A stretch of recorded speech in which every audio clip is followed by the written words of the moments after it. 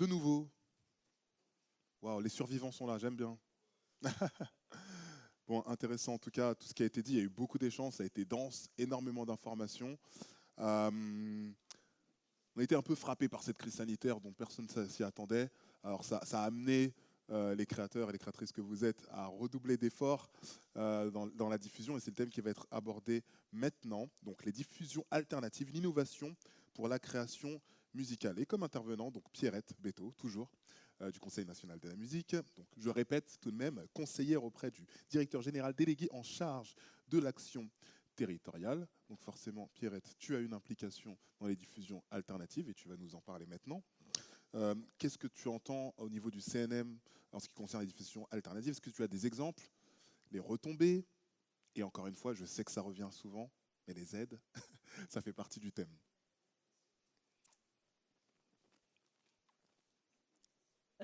Oui, alors effectivement, sur la diffusion alternative, on a.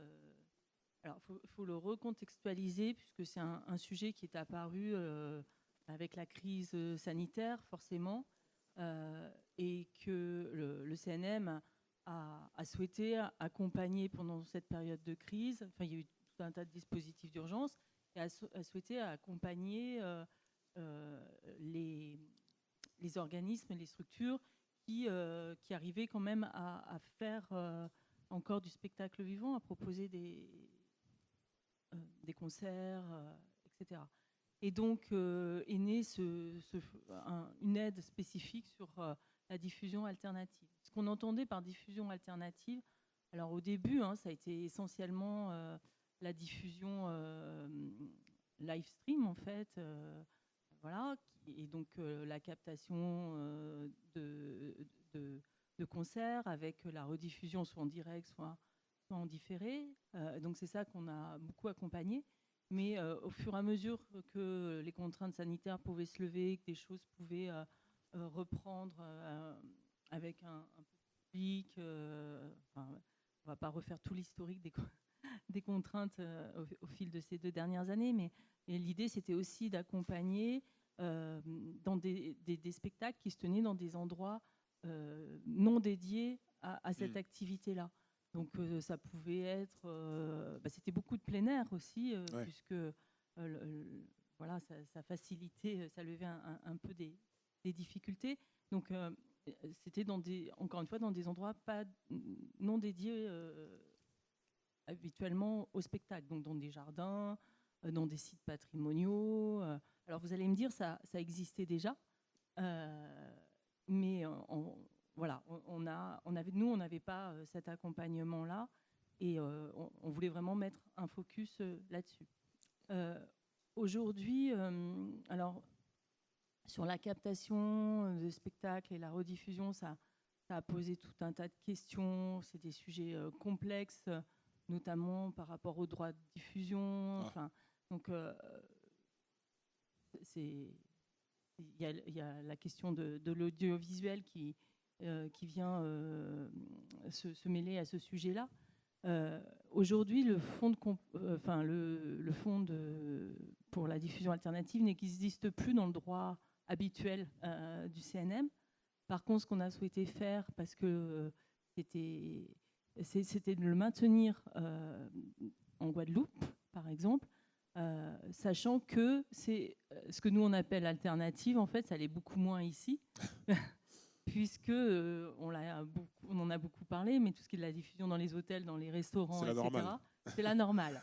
Donc on a trouvé un peu ce subterfuge, on va dire, pour pouvoir poursuivre cette aide. Donc ça existe dans le cadre du fonds Outre-mer qu'on a lancé en tout début d'année, qui est vraiment dédié là pour le coup aux structures qui sont installées sur... bon, on va parler que de la Guadeloupe, je ne vais pas dire à chaque fois les Outre-mer, qui sont installées en Guadeloupe notamment. Donc ça, c'est vraiment une aide qui continue à exister et qui est donc, il faut que pour vous, vous oubliez alternative, je pense. Je le garde juste pour moi. Mais en tout cas, voilà, qui est d'accompagner la diffusion de spectacles dans des lieux que nous considérons alternatifs, comme les restaurants, mais aussi, encore une fois, les sites du patrimoine. Et on a gardé aussi dans ce volet-là, vraiment pour la Guadeloupe, l'aspect captation, parce que dans ce fonds dont je parle, il y a un autre volet qui est l'aide à la diffusion numérique. Et donc, on sait à quel point, on en a aussi beaucoup parlé, il y a des besoins en termes de visibilité, de mettre en visibilité toute la richesse de la production guadeloupéenne. Donc on a gardé ce volet-là de possibilité de financer des captations au titre de cette diffusion alternative. Encore une fois, on s'arrange comme on peut avec nos dispositifs. Et de garder ce volet-là pour permettre ces captations qui peuvent être aussi un matériau de qualité, parce que c'est important ensuite quand on veut le diffuser que ça soit fait dans des conditions sans guise de matériel de promotion aussi, j'imagine. Oui, exactement, qui servent et qui puissent être exploités aussi comme outil de promotion. D'accord. Je ne sais pas si j'ai répondu. Ah bah, si. Merci Pierrette. On accueille du coup Maïté Perrault, qu'on a déjà entendu un petit peu intervenir, mais voilà, qui va nous expliquer un peu plus en détail l'activité de CAFET que tu représentes aujourd'hui, notamment en termes de diffusion dématérialisée. Est-ce que tu peux nous faire un état des lieux et les relations aussi médias qui peuvent se tisser à travers cette activité? Oui, ben merci. Alors merci à l'organisation, à Mickaël de m'avoir invité. Merci à Laurette pour l'organisation. Donc je m'appelle Maïté Perrault, je suis responsable d'un web média culturel en ligne qui s'appelle CAFET, qui a été créé en 2007, qui s'est professionnalisé en 2009. Enfin depuis 2009, et sur lequel j'ai réinvesti depuis 2 ans. Quand je dis réinvesti, parce que c'est vrai que c'est un modèle économique qui est assez fragile. Hein. On est sur le net et sur un média, on est sur un modèle économique de la vente de bannières publicitaires, essentiellement. Et donc, on est confronté aux autres concurrents médias, que ce soit de la presse écrite, radio, etc. Donc, sur un petit territoire, voilà, ça reste compliqué. Donc, il y a eu des hauts et des bas comme tout chef d'entreprise. Et là, donc, j'ai décidé donc, de réinvestir parce que, effectivement, j'ai une passion. Cette passion, c'est celle de diffuser l'information, et notamment l'information artistique et culturelle, parce que je crois beaucoup dans cette industrie sur notre petit territoire comme créateur d'emplois. Et l'un des maillons, c'est justement rendre accessible cette information, où sont produits les artistes, où est-ce qu'ils sont en concert. Donc ça, c'est dans la partie agenda. Dans la partie news, donc c'est la partie un peu plus rédactionnelle, journalistique. Donc c'est de créer du contenu à forte valeur ajoutée sur de l'actualité d'un artiste, de l'interview. Il y a aussi donc du relais d'informations sur les appels à projets, sur les concours, etc. Donc je fais un relais aussi de ce que fait la DAC Guadeloupe. Donc Céline, tout à l'heure, vous a parlé notamment du FEAC, donc du Fonds pour l'export.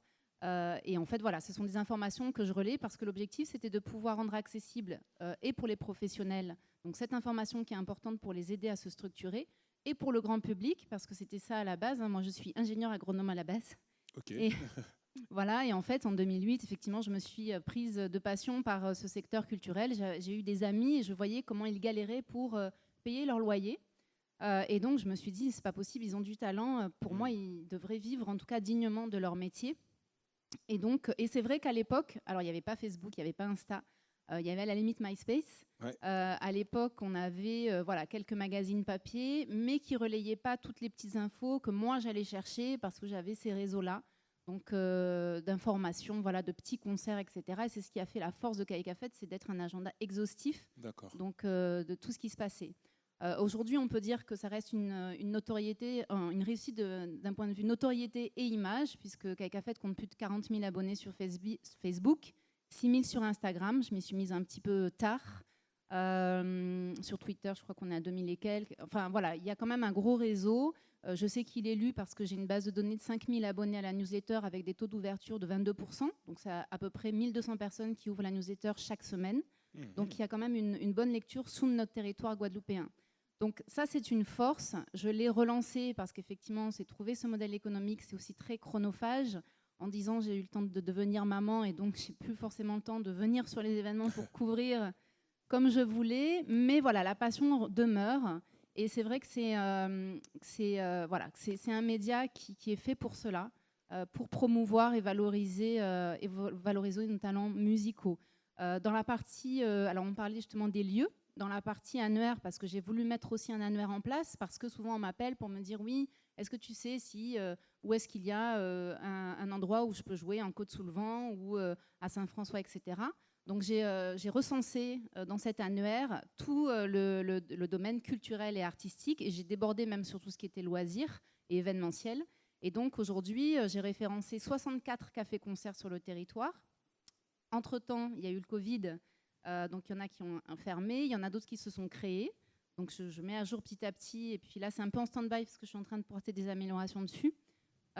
Et puis, alors il faut savoir qu'il y a à peu près un mois, sur un week-end, il faut imaginer, j'avais dénombré une trentaine de concerts, et là pour le week-end de Pâques, par exemple, de mercredi à dimanche, je crois que je suis à plus d'une soixantaine de concerts sur le territoire. Voilà. Donc ça va de Saint-François jusqu'à Bouillante, en passant par Pointe-Noire. Voilà, donc il y a de quoi faire. Il y a de l'activité, il y a un public, puisque les gens continuent à payer des artistes, alors non déclarés bien évidemment. Mais voilà, mais en tout cas, il y a une activité économique de tout ça, et pour le coup, il y a des chiffres assez concrets, assez basiques, mais quand même concrets, sur lesquels on peut commencer à travailler. Donc c'est vraiment l'objectif de ce média-là. Alors pour la relation avec les artistes, et c'est ça que je voudrais aussi pour les artistes qui sont ici, que je voudrais faire passer comme message, c'est votre relation presse. C'est vrai qu'entre-temps, Café, il y a eu aussi cette remise en question parce que les réseaux sociaux sont arrivés de plein fouet. J'ai un artiste tout à l'heure qui me disait « Oui, comment on peut être partenaire? Est-ce que vous avez une offre, etc. » Concrètement, vous mettez 50 € sur Instagram, vous touchez 6000 personnes. Moi, je ne peux pas être concurrent avec Instagram et vous dire vous avez payé 50 € et je vais vous mettre en avant sur Facebook, etc. Donc, sur ma cible de bannière digitale, moi, je vais plutôt cibler des entreprises, des institutions, voilà, parce qu'il faut que j'ai mon modèle économique viable, il faut que j'en vive, je voudrais créer de l'emploi aussi. Par contre, c'est vrai que je suis un relais de ces artistes. Donc Instagram, Facebook sont venus de plein fouet comme des concurrents au final. Et parallèlement, les artistes oublient cette relation presse qui, et j'insiste, est très très importante, reste importante, malgré les réseaux sociaux, malgré votre fan club, etc. En tout cas, c'est aussi ma spécialité, puisque à côté, je fais des prestations de relations presse sur certains festivals en Guadeloupe. La presse existe et elle est là pour vous aider, et en plus, c'est gratuit. Donc, il faut vraiment penser à cette relation presse. Alors, comment on la bichonne, cette relation presse, notamment par rapport à Café, c'est de travailler sur un communiqué de presse clair. Un communiqué de presse, c'est une page Word, sans image. Pourquoi ? Il faut que vous vous mettiez dans la tête de quelqu'un, par exemple, moi, qui fais du copier-coller, parce que concrètement, je ne peux pas retranscrire une image. Si je fais ça sur tous les communiqués de presse que je reçois chaque jour, ça c'est très compliqué. Il faut vous mettre aussi dans la tête d'un animateur radio, par exemple, qui va vouloir imprimer une simple page Word, voilà, parce que c'est comme ça, même si on est à l'heure du digital, l'impression est encore très importante. Donc un animateur radio va imprimer votre communiqué et puis va le lire derrière son micro. C'est comme ça que ça fonctionne, c'est une réalité. Donc en fait, un communiqué de presse donc, sur une page, effectivement un dossier de presse, on l'a dit tout à l'heure, donc dossier de presse pour la presse, dossier de présentation pour les festivals, ou quelques modifications, enfin en tout cas il y a une base qui est similaire, avec quelques modifications en fonction de la cible que vous allez toucher. Pour la presse, on va avoir juste le contact de la personne qu'on doit appeler pour en savoir plus sur l'artiste, voilà, ou le contact de l'artiste lui-même. Mais un dossier de presse de 2-3 pages, il faut savoir que les gens aussi lisent de moins en moins. Donc, essayez aussi de résumer, et un visuel quand on fait un concert qui soit potable, d'une bonne définition. Aujourd'hui, on a des outils comme Canva, je ne sais pas comment vous le dites, mais Canva, qui vous permet de créer des visuels très facilement. Et donc, tous ces outils-là vont vous permettre de toucher une presse, spécialisée ou non. En Guadeloupe, ce qui est intéressant, bon, on n'a pas, à part Café, on n'a pas de presse spécialisée, mais la culture fait partie des informations qui sont relayées. Donc, en tout cas, moi, pour Café, c'est vraiment important parce qu'aujourd'hui, je reçois très peu de communiqués de presse d'artistes, encore moins qui viennent sur le site parce que les gens peuvent, de manière autonome, mettre en ligne leur événement. Donc, non seulement les gérants de café-concert et encore moins les artistes. Donc ça reste important. Alors, si vous avez un peu la flemme, effectivement, d'aller sur le site, etc., même ne serait-ce qu'un envoi de communiqué de presse ou via WhatsApp également. Alors pareil, là on est sur du PDF, du fameux CP, parce que Voilà, donc en format PDF, et de faire votre base de données presse en liste de diffusion, pas un groupe, hein, Ouais. ça aussi, il faut le préciser. Donc voilà, bon, ça mériterait même un workshop en fait C'est pour vrai. bien spécifier. Donc avec WhatsApp également, donc c'est possible aussi, et de pouvoir apporter l'information de manière, comment dire, ciblée, de manière ciblée. Aujourd'hui, alors pour sortir un peu de Kaikafet, il y a d'autres outils qui sont très intéressants pour aller cibler des médias nationaux. C'est l'achat de bases de données. Vous allez trouver ça. Alors, j'ai oublié le mien et je ne me souviens plus. Donc, j'ai investi 60 € dans un livret qui recense tous les médias dans le cinéma, la musique. Voilà. Alors, notamment, c'est un format papier, mais il vous envoie aussi le fichier Excel.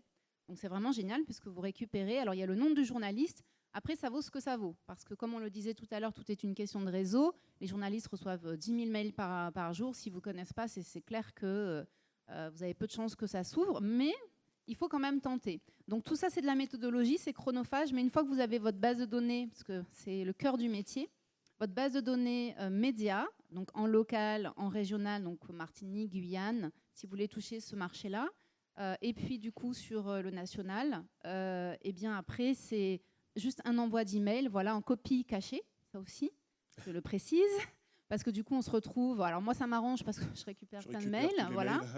Mais d'un point de vue professionnel, copie cachée, c'est BBC ou CCI en fonction de anglais ou français. Mais c'est aussi important pour conserver tout le travail que vous avez fait sur votre base de données. Voilà un petit peu cette importance de communication avec la presse. Et puis de communiquer de manière dématérialisée, d'envoyer ses fichiers MP3 pour de l'écoute, son nouveau clip, voilà, sa tournée, etc. Mais juste une petite question, du coup tu es aussi RP, enfin tu es attaché presse, j'ai cru comprendre. Je suis RP, ouais. Du coup tu t'appuies sur toute l'expertise et l'intelligence économique glanée via Kaikafet. Est-ce que tu proposes ton service à des artistes en direct? Est-ce que des labels t'approchent? Non, alors RP, je le fais un petit peu, mais c'est parce que justement, dans cette aventure Kaikafet, il y a eu des mois où c'était compliqué. Donc c'est vrai qu'il faut trouver des missions, voilà. Donc je me suis spécialisée là-dedans et c'est quelque chose que j'aime beaucoup faire aussi, parce que c'est de la relation publique. Donc je me suis proposée sur des grands festivals. Donc dernièrement, j'ai travaillé sur le festival Nouveau Regard, qui est un festival de cinéma qui s'est terminé dimanche dernier. D'accord. Je travaille aussi sur un autre... Alors, bizarrement, moi qui aime la musique, je me retrouve plus sur des festivals de cinéma. Ah. Donc, Festival du film des droits humains, j'étais sur le Terra Festival, Festival du film de l'environnement. Okay. J'ai failli travailler pour le Festival Terre de Blues, mais j'étais pas disponible à ce moment-là. J'ai travaillé pour, tout à l'heure on en parlait, Ilo Jazz, donc avec Jocelyne Daril. Mais voilà, c'est une profession que je fais de manière épisodique parce que je me concentre sur le développement de Kaikafet. Ça m'est arrivé, oui, de le faire pour quelques artistes que j'affectionne, mais ça reste des amis et les prix que je propose... Du coup de main. Voilà, c'est du coup de main, on va dire. Donc, je ne pourrais pas, de toute façon... voilà, comme Kaikafet est très chronophage, mais par contre, je reste disponible pour donner ces petites astuces, justement, de méthodologie. Voilà, et donc j'interviens ici comme je peux pour structurer et dire aux gens, voilà, vous avez un média comme Kaikafet qui est disponible pour vous, pour relayer votre actu, profitez-en. Voilà, et c'est gratuit. Ok, ben, merci beaucoup Maïté pour toutes ces Merci informations. On va continuer avec Loïc Gontier, effectivement, de Musisécure. Ah pardon, vas-y Pierrette. Comme on a beaucoup parlé d'information, etc., pendant ces 2 jours, je voulais savoir si, j'ai vu que j'ai jeté vite un œil, s'il y avait possibilité de relayer des informations, des aides, des dispositifs, des appels à projets, des choses comme ça, ou c'est pas le... Comme c'est fait avec la DAC, j'ai cru comprendre aussi. Oui, voilà. Alors, il y a la partie agenda, partie news annuaire, sans la partie news. Donc, je fais de la veille, donc Institut français, le CNAP pour les arts plastiques, de la Guadeloupe, donc ministère de la Culture. Donc, c'est très chronophage.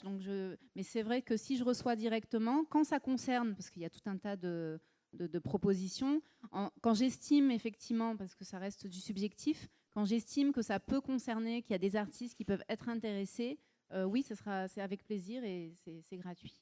Voilà. Ok, bon, information nécessaire. Merci beaucoup. Continuons donc avec Loïc Gontier qui représente Musisécure. Il est déjà intervenu hier. Et C'est bien là, bon. on va vraiment rentrer dans le technique, puisque voilà, les sons se diffusent, les Exactement. sons arrivent un peu pas de part et d'autre, et ta mission, c'est de les pister. Alors ouais, tout à fait. Alors plusieurs missions. Avant tout, j'aimerais quand même revenir sur un fondamental, parce que effectivement, on doit parler des diffusions alternatives. Et comme l'a si bien dit Pierrette du CNM, pour moi, la plus grosse évolution en termes de diffusion alternative qu'il y a eu suite au Covid, c'est le live stream. C'est-à-dire que même du côté de la SACEM, par exemple, ils avaient créé justement des rémunérations liées au live stream. Malheureusement, comme Pierrette du CNM l'a dit aussi, ça s'est vite arrêté. C'est-à-dire que ça a pris fin en fin juin 2021. D'où l'importance d'être connecté et informé. Pourquoi? Parce que justement, la SACEM rémunérait les artistes qui faisaient des live streams sous certaines conditions, bien sûr. Il y avait une condition de durée et de répertoire joué. Ça veut dire que des artistes qui faisaient des live streams tous les jours, qui jouaient leur répertoire d'au moins 20 minutes, avaient un salaire fixe plus une commission selon le nombre de vues.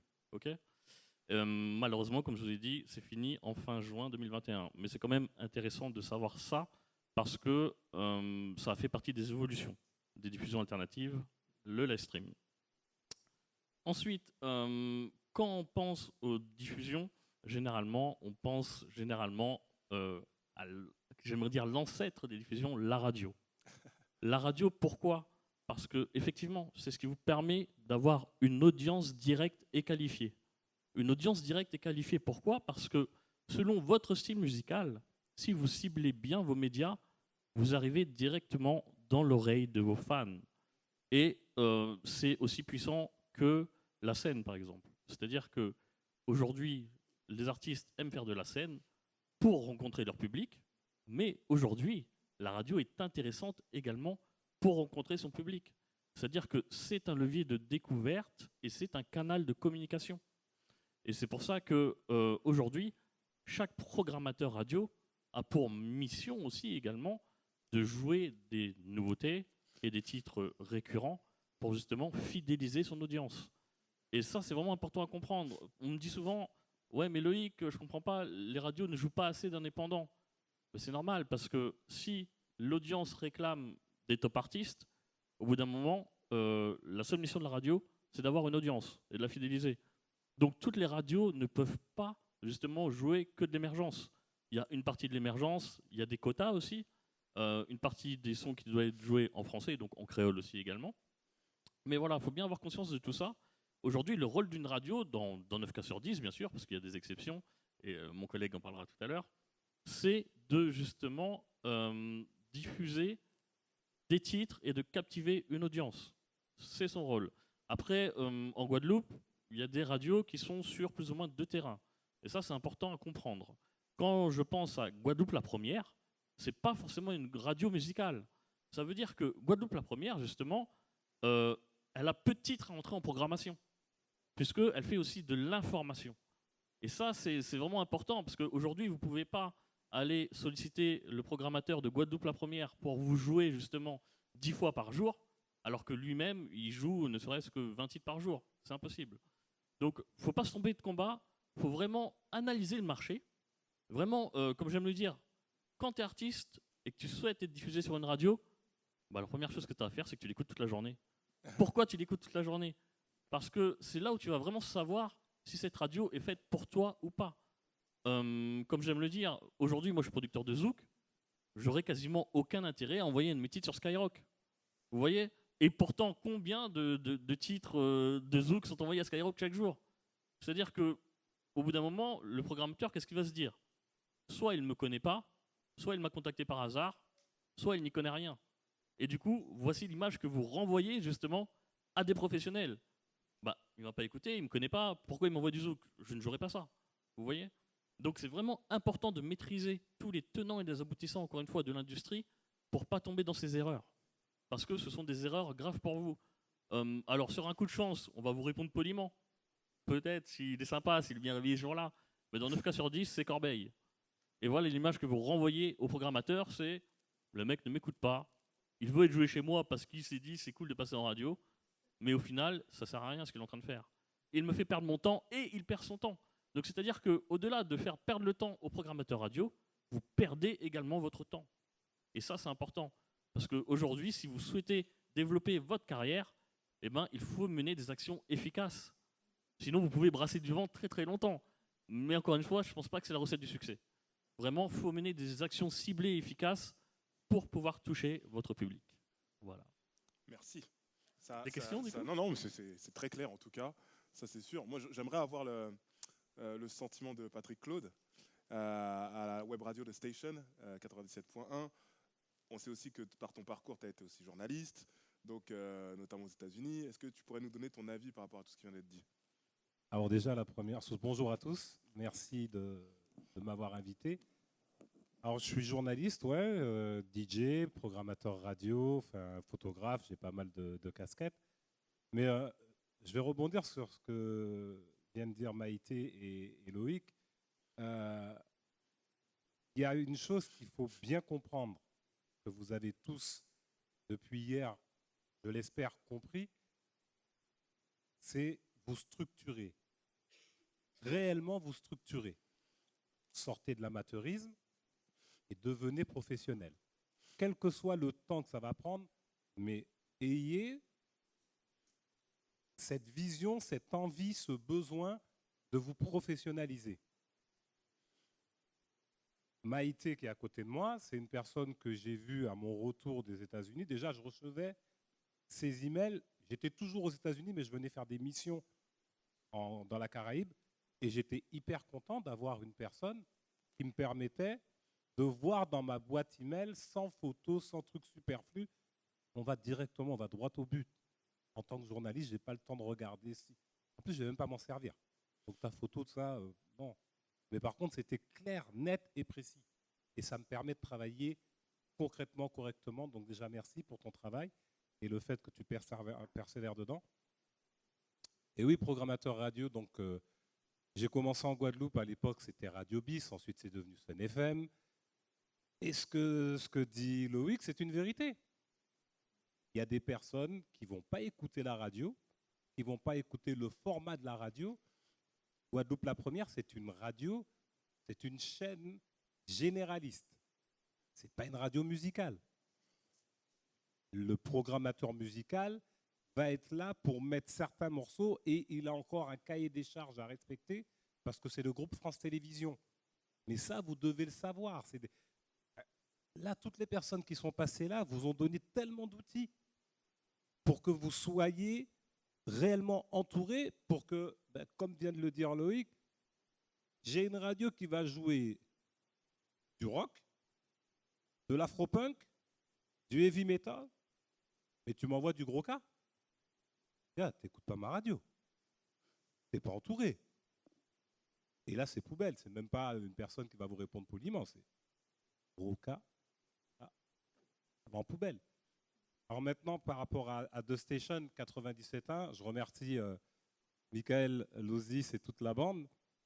Alors c'est vrai que quand moi je suis arrivé, quand je suis retourné chez moi en Guadeloupe, Michael m'a fait deux propositions qui prenaient tout le monde à contre-pied. Et j'aime ça. J'aime être à contre-courant. Le festival Lily, des personnes qui se sont rencontrées en Guadeloupe, qui font tout sauf du zouk. Yes! Et j'adore le zouk. J'adore le zouk, mais c'est comme pour les personnes qui ont déjà voyagé, qui ont été en Jamaïque. Tous les artistes jamaïcains ne font pas de reggae. C'est faux. C'est faux. Donc, yes. On est dans un festival où il y a des gens qui font du rock, il y a Smiley qui fait du reggae, il y a Vertige Pression qui fait de la pop. Ouais, ça me parle. Ça me parle. Et ensuite, il me parle d'une web radio. Là, maintenant, tu tombes dans mes affaires, parce que je suis DJ, ça fait maintenant plus de 30 ans. Je dis, Michael, au niveau de la musique, Patrick, tu fais ce que tu veux. Une fois. Michael, au niveau de la musique, Patrick, feu vert. La troisième fois, il m'a regardé, Patrick, tu fais ce que tu veux. Mon plus gros plaisir aujourd'hui, en retour, c'est des personnes qui me disent, ah, Patrick, j'ai écouté Billie Holiday. Et Patrick, le prince que tu as mis, mais j'ai ouvert l'éventail. Là, j'ai des jeunes qui me disent, hey, il y a un gars qui est un japonais là, ou un chinois là, qui fait du rap là. Mais c'est qui? Mais ça, c'est un exemple pour revenir à ce que disait Loïc, moi, j'ai cette capacité, grâce à Michael, grâce à The Station, d'avoir cet éventail large où je vais pouvoir recevoir une musique que je vais prendre le temps d'écouter et je veux avoir le temps pour ça. Et ce n'est pas tous les programmateurs qui vont avoir ce temps-là. Je travaille beaucoup, c'est des amis, que ce soit Trace FM, que ce soit Énergie, etc. Gars, si tu n'es pas dans le top 10, tu ne m'intéresses pas. Si tu n'es pas dans le top 10, tu ne m'intéresses pas. Donc ça va. Les émergents, émergent, ben ouais, émerge. Une fois que tu auras émergé, viens me voir. Mais pour l'instant, tu ne m'intéresses pas. Mais là, encore une fois, toutes les personnes qui... Pour les... bien sûr qu'on les programme sur la radio. Non, mais c'est clair. Mais encore une fois, et c'est pour ça que j'apprécie vraiment que tout le panel soit présent, toutes les personnes qui ont parlé depuis hier, là, vous ont donné des outils pour que ce que vient de dire Loïc, ça ne se refasse plus. Que vous soyez entouré, ou si vous en êtes au commencement, que ce soit par vous-même, que vous preniez le temps d'écouter une radio avant d'envoyer votre produit à une radio. Il n'y a pas plus frustrant que de voir un projet sur lequel vous avez travaillé pendant des mois, et que, ah ben non, ah ben non, ah ben non. C'est décourageant. Et pour répondre à ta question, cher ami, ben, au niveau de la programmation sur The Station, la chose que j'aime, c'est qu'on a justement cette ouverture et cette capacité d'accueillir et de faire, justement, de permettre, grâce au Festival Lily, c'est pour ça que je kiffe mon taf, c'est que j'ai un festival où il y a des gens qui sont des fois complètement déjantés, mais c'est bien, parce qu'on sort des normes, on sort du circuit dit classique, et on s'éclate. Et on a des artistes qui sont émergents, on a des endroits comme EWA, par exemple, qui permettent aussi à des artistes émergents de passer, de pouvoir se produire, d'être vus sur la scène guadeloupéenne. Merci aussi à toi, Maïté, pour faire aussi ce relais-là. Et ben, j'espère que dans un futur proche, eh bien, beaucoup de personnes vont s'inspirer du travail que Michael Lozis, que Laurette et toutes les personnes qui ont été invitées par ces deux personnes font au quotidien. Ben, j'espère que la Guadeloupe va se prendre en main. Franck l'a dit tout à l'heure, à un moment donné, c'est vous et seulement vous qui allez décider qu'il y a ce que je faisais et il y a où j'ai envie d'être. Et entre ce que je faisais et où j'ai envie d'être, il y a un parcours, mais il y a plein d'aides. Tout le monde vous a parlé d'aides. D'ailleurs, même le MC, c'est comme ça qu'on les appelle, le MC vous a dit, mais il y a même trop d'aides. Je l'ai entendu parler, je faisais des photos tout à l'heure. Il y a trop d'aides. Donc, il n'y a plus d'excuses. C'est comme maintenant, aux États-Unis, un enfant noir, il n'a plus l'excuse. Ouais, mais je ne pourrais jamais être président. Ah ouais, Barack Obama, il était quoi? Et bien là, c'est la même chose. Les aides, elles sont en Guadeloupe. Avant, il y avait une désinformation, l'information n'arrivait pas. Il y avait 46 000 excuses. Je suis journaliste, j'ai pris des photos, il y a des captations vidéo, il y a des preuves comme quoi, en 2022, vous avez eu les informations. Donc, il n'y a plus personne qui pourra dire que c'est pas possible, j'étais pas au courant, j'étais pas là. C'est faux. Donc, en tout cas, moi, je vous remercie. Et j'espère surtout de voir pas mal d'artistes que j'ai pu entendre tout à l'heure au détour de pas mal de conversations, prendre le bon wagon et se mettre sur les bons rails pour arriver aux différentes destinations. Et il y a une chose qu'une personne a dit hier, j'oublie la personne, mais c'était... j'ai beaucoup apprécié le fait qu'elle dise que le premier projet, ça dure 3 à 6 mois. Et après, c'est fini. 3 ans, pardon. Après, c'est fini. 3 ans, c'est quoi sur une carrière? C'est rien sur une carrière dite musicale. Donc, donnez-vous les moyens d'avoir les bons outils pour aller loin, loin, loin, et puis que vous soyez au Festival Lily, par exemple. Merci à toi. Je rebondis vite fait. Après, bon, il n'y a pas trop d'aide déjà, donc profitez-en. Il n'y en a pas trop. Peut-être je me suis enflammé, mais je rectifie. Voilà, désolé.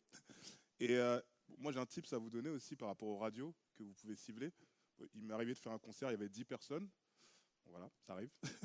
Ben, j'ai demandé à ces 10 personnes qui avaient payé leur billet qu'est-ce qu'ils écoutaient. Comme ça, du coup, je me suis dit, s'ils venaient et qu'ils avaient payé une place de mon concert, ben, au moins, ils me donnaient les informations de qu'est-ce qu'ils écoutaient pour cibler les radios qui touchaient des personnes comme eux, pour multiplier les 10, quoi.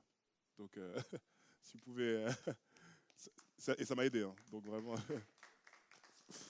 Bon, ben, merci à vous, en tout cas. C'était très riche en enseignements, encore une fois. On va conclure avec les derniers panels, effectivement.